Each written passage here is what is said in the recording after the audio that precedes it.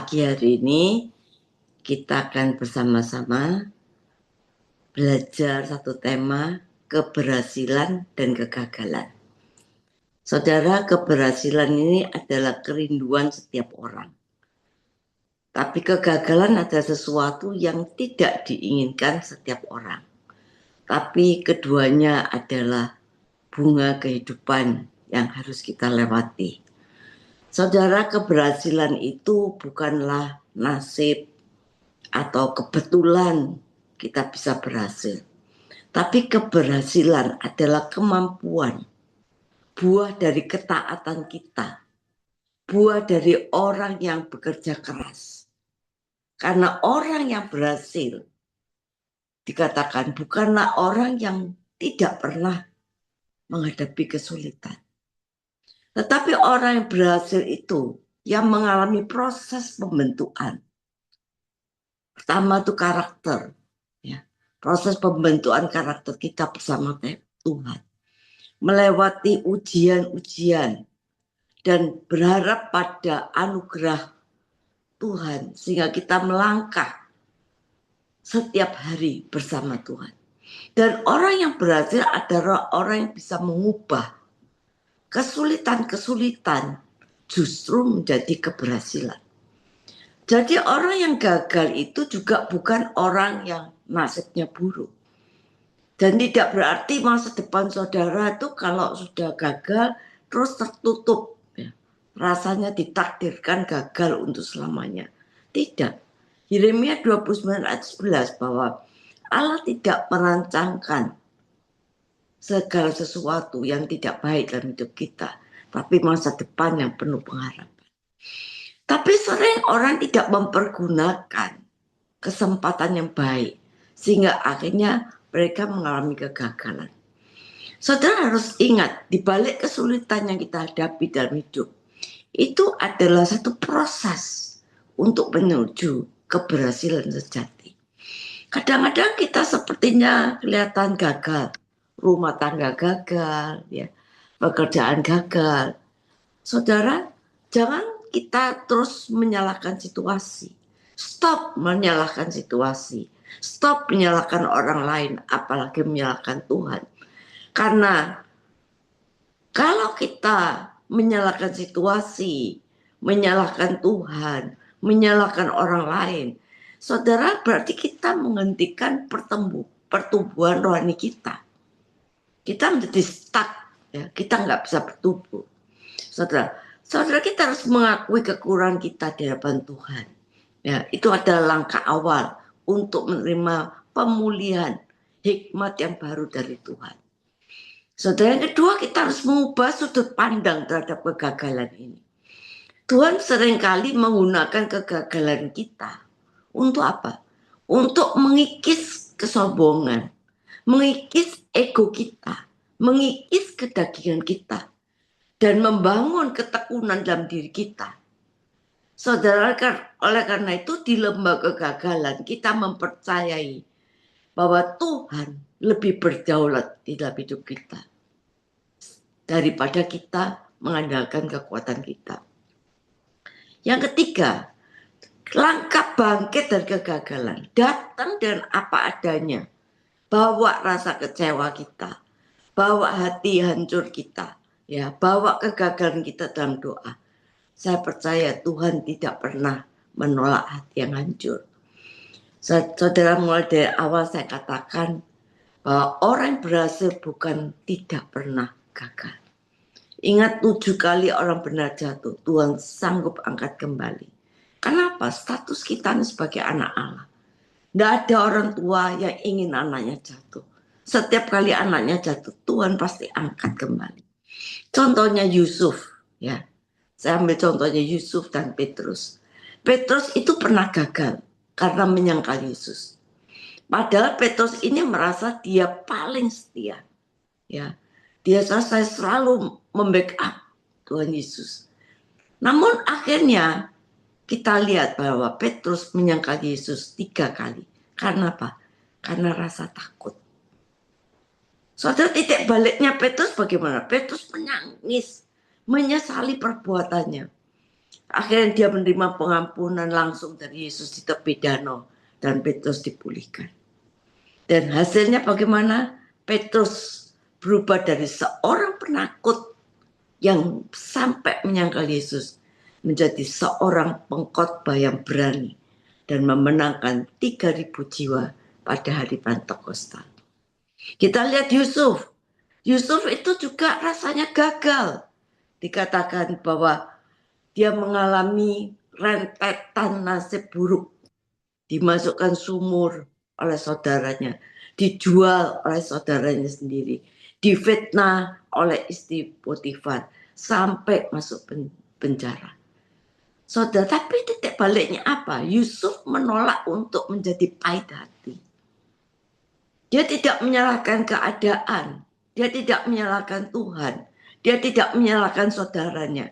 Dia tetap setia, dia tetap bekerja keras dalam penjara, dia tetap setia kepada Tuhan. Saudara, dan hasilnya apa? Tuhan mengangkatnya menjadi penguasa Mesir. Dia menyadari bahwa kegagalannya adalah rancangan Tuhan untuk menyelamatkan bangsa-bangsa. Contoh yang ketiga, Yohanes dan Markus gagal dalam pelayanan, mundur di tengah jalan. Bentuk kegagalan, Markus meninggalkan Paulus dan Barnabas di tengah jalan. Dalam perjalanan misi pertama, karena tidak tahan akan tekanan. Tapi titik baliknya dikatakan, dia tidak pernah berhenti melayani. Setelah ditolak oleh Paulus, ia mau dibimbing kembali oleh Barnabas dan Petrus. Hasil akhirnya apa? Paulus akhirnya mengakui bahwa Markus sangat berguna bagi pelayanannya. Dan Markus dipakai Tuhan untuk menulis Injil Markus. Yang keempat, kita lihat contohnya lagi, Daud. Daud ini kelihatannya gagal secara moral dalam dosa yang besar. Daud jatuh dalam dosa perzinahan dengan Batseba dan melakukan pembunuhan terencana terhadap Uria. Tetapi titik baliknya ketika dia ditegur Nabi Nathan, Daud tidak mencari alasan menyalahkan nasib. Ia langsung mengaku dosa, bertobat dengan hati hancur. Dia bawa kegagalannya ini di depan Tuhan. Dia bawa hati hancur di dalam Tuhan. Dia mengaku dosa di dalam hadirat Tuhan.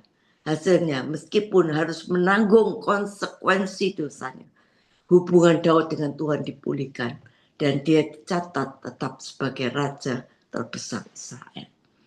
Amsal 24 ayat 16 berkata, sebab 7 kali orang benar jatuh, namun ia bangun kembali.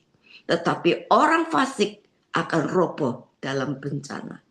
Saudara, poin yang penting dari ayat ini menunjukkan 7 kali. Ya. Angka 7 dalam bahasa Alkitab melambangkan kelimpahan, kesempurnaan. Artinya orang benar pun bisa mengalami kegagalan. Ya, bahkan mungkin sering, bahkan mungkin berat. Masalah yang sangat sering, 7 kali orang benar bisa jatuh. Berarti orang benar tidak kebal dari kegagalan. Bisa jatuh, namun ia bangun kembali. Hal yang membedakan orang benar dengan orang fasik itu bukanlah jumlah jatuhnya, melainkan responnya setelah jatuh. Orang benar tidak tinggal meratapi nasib. Aduh, aku kok gagal. Aduh, aku kok jatuh. Aduh, aku putus asa. Enggak. Melainkan dia bangkit kembali oleh anugerah Tuhan. Sehingga dia mengubah sudut pandangnya. Sehingga dia bisa bangkit kembali. Tapi orang fasik itu dikatakan akan roboh. Orang fasik dikatakan tidak mengandalkan Tuhan. Dia akan hancur lebur oleh malapetaka. Karena apa? Tidak memiliki iman. Tidak memiliki fondasi yang kuat. Tapi orang benar memiliki fondasi yang kuat. Dia dibangun di atas dasar batu karang yang teguh. Saudara, seorang Winston S. Churchill berkata, keberhasilan itu bukan akhir segalanya. Kegagalanlah bukanlah sesuatu yang fatal. Tapi keberanian kita untuk terus maju itu yang penting, saudara. Keberhasilan adalah tujuan atau hasil yang diinginkan melalui upaya kerja keras. Namun keberhasilan itu bukan satu titik akhir, melainkan bagian dari perjalanan hidup kita. Keberhasilan dapat membawa kesempatan baru, tantangan baru, dan pembelajaran baru. Karena keberhasilan itu dijadikan motivasi kita untuk terus maju.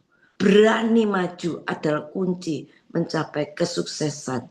Sehingga kita bisa meningkatkan kualitas hidup kita, baik secara jasmani dan rohani. Saudara, keberhasilan itu bukan faktor nasib. Kebetulan saja dia nasibnya baik, bukan. Melainkan hasil dari apa? Ketaatan kita pada prinsip firman Tuhan. Melalui kerja keras, proses yang tekun dalam menghadapi masa-masa sulit. Sehingga dalam pandangan secara rohani, sukses sejati itu melibatkan penyertaan Tuhan. Ada niat, ada doa, ada tindakan nyata yang selaras dari kehendak Tuhan.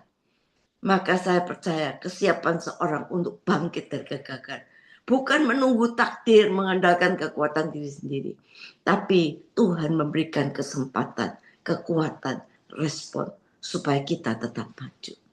Saudara, sikap untuk menjadi sukses itu apa sih?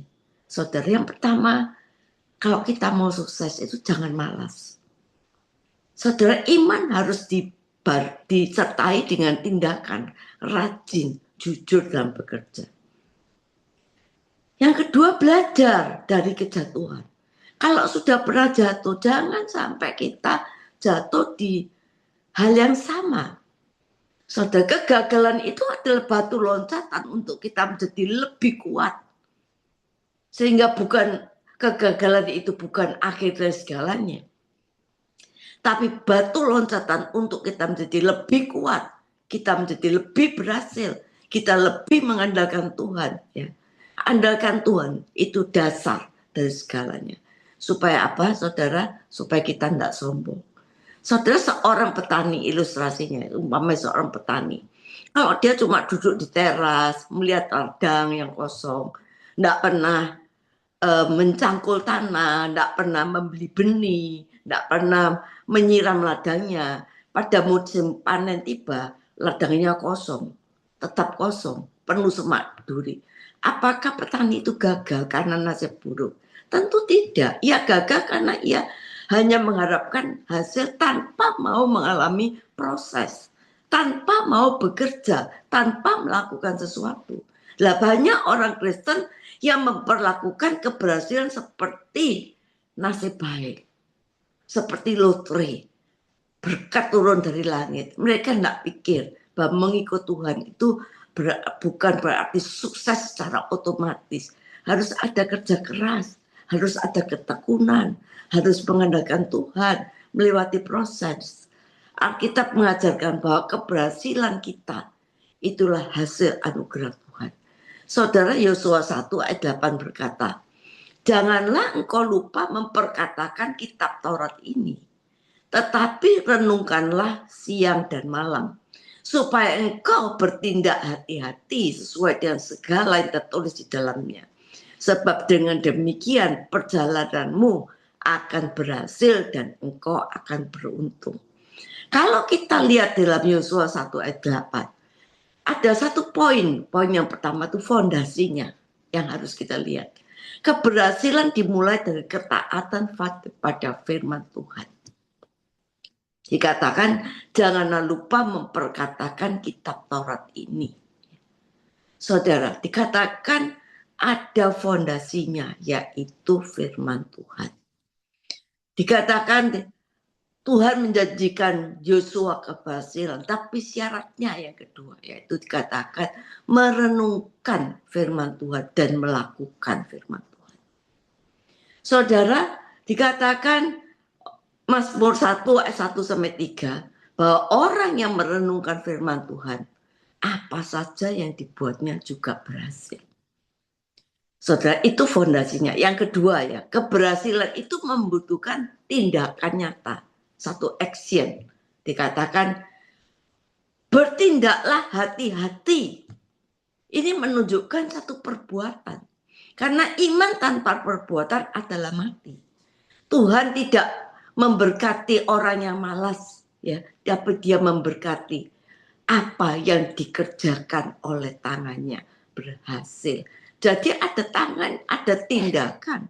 Selain fondasinya firman Tuhan, ada action, ada tindakan kita, yaitu perbuatan kita. Saudara, karena Tuhan memberkati apa yang dikerjakan tangan kita. Amsal 13 ayat 4 berkata, hati orang malas penuh dengan keinginan, tapi sia-sia. Tangan orang rajin akan diberi kelimpahan. Jadi yang pertama fondasinya itu firman Tuhan. Yang kedua ada action, tindakan nyata.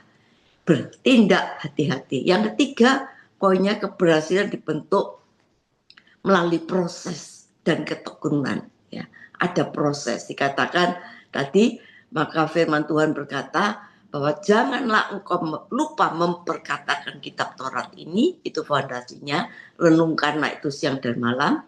Yang kedua ada tindakan nyata, supaya engkau bertindak hati-hati sesuai dengan segalanya tertulis di dalamnya, sebab dengan demikian perjalananmu akan berhasil dan engkau akan beruntung, saudara. Yusuf itu melewati proses, saudara. Harus melewati sumur tua, dijual saudaranya, difitnah istri Potifar, masuk penjara.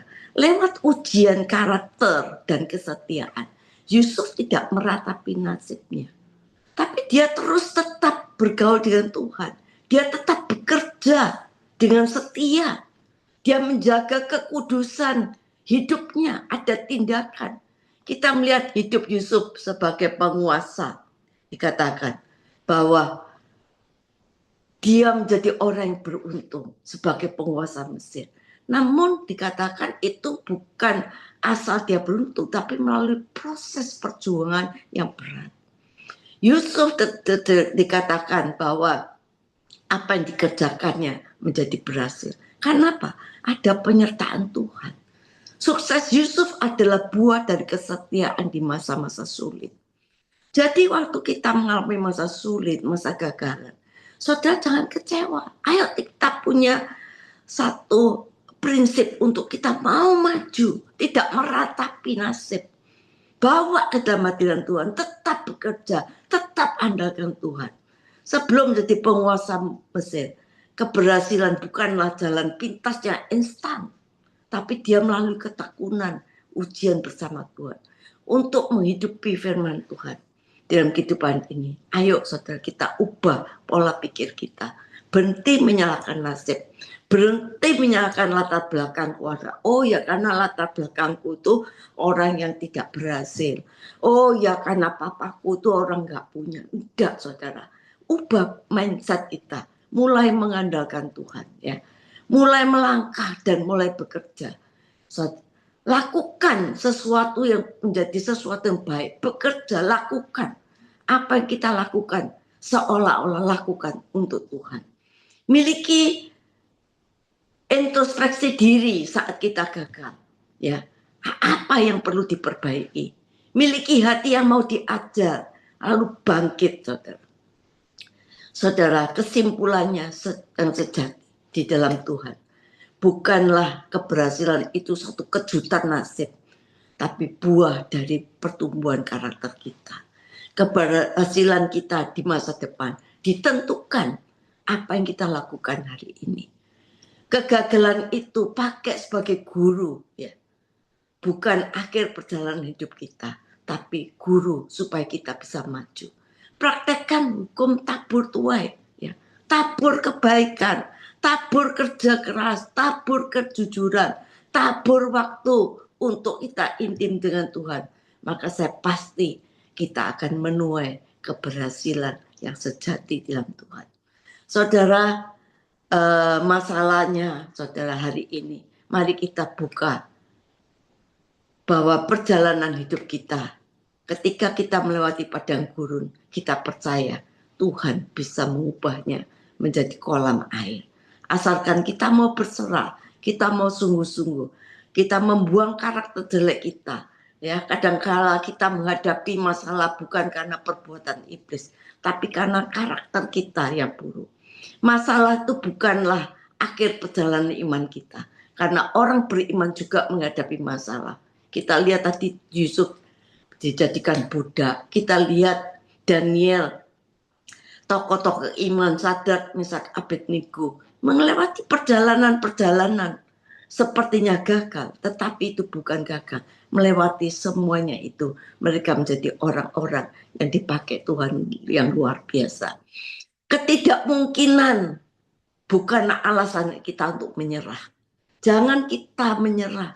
Saudara, menyerah itu berbeda dengan berserah.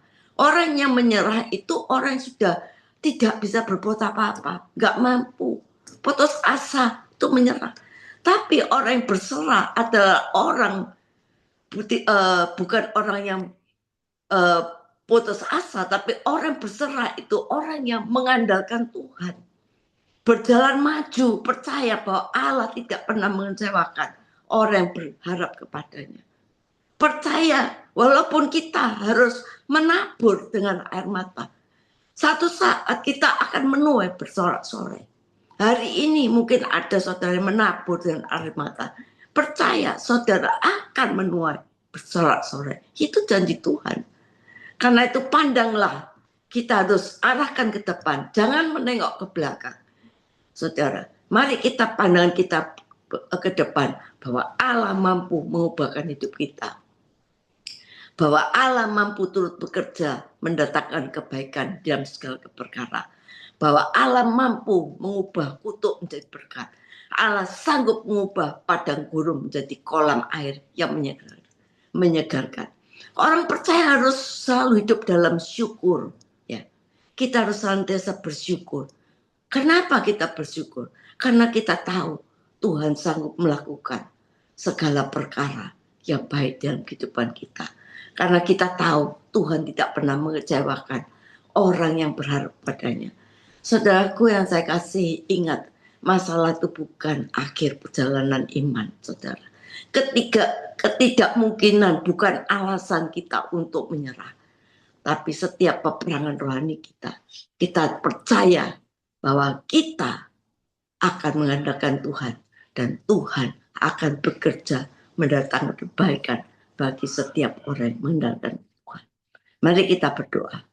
Pagi hari ini, kalau kita sedang menghadapi kegagalan, kita menghadapi air mata, percaya bahwa kita akan menuai dengan bersorak-sorai. Kita akan mengalami kemenangan. Padang gurun akan dirubah menjadi kolam yang berair. Saudara, kegagalanmu bukanlah ending hidupmu. Tapi kegagalanmu itu ada batu loncatan. Untuk kita menghadapi kemenangan. Sehingga hidup kita berdampak menjadi berkat. Bahwa bagi Allah tidak mungkin. Tidak ada yang mungkin untuk mengubah hidup kita. Kegagalan kita masa lalu jangan kita pikirkan. Itu menjadi guru yang besar bagi kita. Yang tidak akan kita ulangi. Sehingga kita berdampak untuk memuliakan Tuhan, menjadi berkat untuk sesama. Amin.